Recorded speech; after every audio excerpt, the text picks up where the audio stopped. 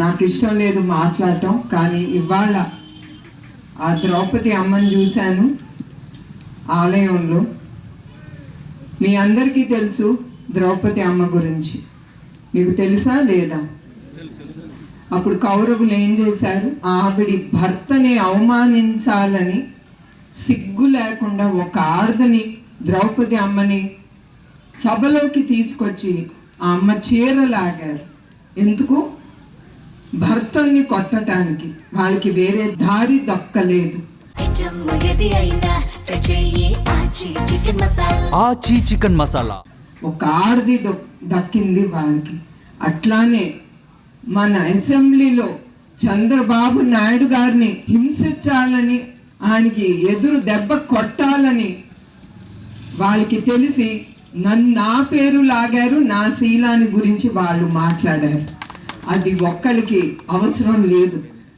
ధైర్యం ఉంటే మొగాడుగా నుంచుని మాట్లాడాలి, కానీ ఒక్క స్త్రీని లాగకూడదు. మీరందరూ కూడా ఇక్కడ చాలా మంది మొగాళ్ళు ఉన్నారు. ఒక్క స్త్రీ గురించి మీకు మాట్లాడే హక్కు ఎవరికి లేదు ఇక్కడ.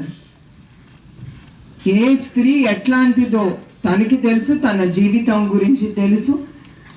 అది మనం నేర్చుకోవాల్సింది అక్కడంతా. అది అన్నీ అయిన తర్వాత ద్రౌపదికి కృష్ణుడే దిగి వచ్చి ఆవిడికి సహాయం అందించాడు. అట్లా ప్రజల్లో దేవుడు వచ్చి, అట్లా చంద్రబాబు నాయుడు గారికి కానీ ఆయన కుటుంబం కానీ ప్రజల్లే దేవుళ్ళుగా మా కుటుంబంకి నుంచున్నారు. అది నేను ఎప్పుడూ మర్చిపోను. ప్రతి సందర్భంలో మా కుటుంబంలో చాలా జరిగినాయి మా జీవితాలు. ఇప్పుడే అన్నారు తిరుమలలో ఆ బాంబులు పెట్టి నక్సలైట్లు, కానీ ఇప్పుడు కూడా మా కుటుంబం హిట్ లిస్ట్లో ఉన్నా కూడా, ఇట్లాంటి అవమానాలు చాలా ఎదుర్కొన్నా కూడా ఆ దేవుడు అనేవాడు ఉంటాడు. ఎప్పుడు మా కుటుంబం మీకోసం, ప్రజల సేవ కోసం వాళ్ళు ఉన్నారు. వాళ్ళు అట్లా మా కుటుంబం ఉంది గనక ఆయన్ని రాజమండ్రిలో నిర్బంధించినప్పుడు మీ అందరికీ తెలుసు, రుజువు ఏమీ లేకుండా 57 రోజులు నుంచున్న ఆయన ఖైదీ చేసినప్పుడు అప్పుడు దేవుడే దిగొచ్చి ప్రజల ద్వారా ముందుకొచ్చారు. అదే గనక ఆయన తినుంటే ఆ 26 కోట్లని చివరికి చెప్పారు. ఆ 26 కోట్లు కూడా వాళ్ళు చూపించలేకపోయారు. అది మా కుటుంబం అంటే. ఇప్పుడు నా గురించి మీకు ముందర ఎందుకు చెప్తున్నానంటే, ఏనాడు నేను ఆ విషయం మాట్లాడలేదు.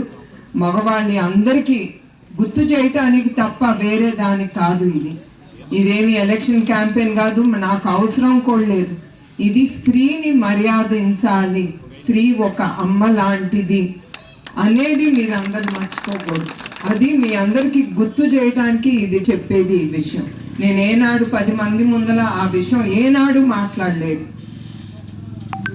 కానీ ఇప్పుడు ఆ ద్రౌపది అమ్మని ఆ గుడిలో చూశాను కనుక మీకు ఒకసారి విన్నవించాలని నా మనసులో ఏముంది అని నేను మాట్లాడాను. అది నేను ఎవరికి అక్కర్లేదు. నా భర్తకి తెలుసు, అందరికీ తెలుసు నేను ఎట్లాంటి దాన్ని. So that's not at all important for me. Chicken masala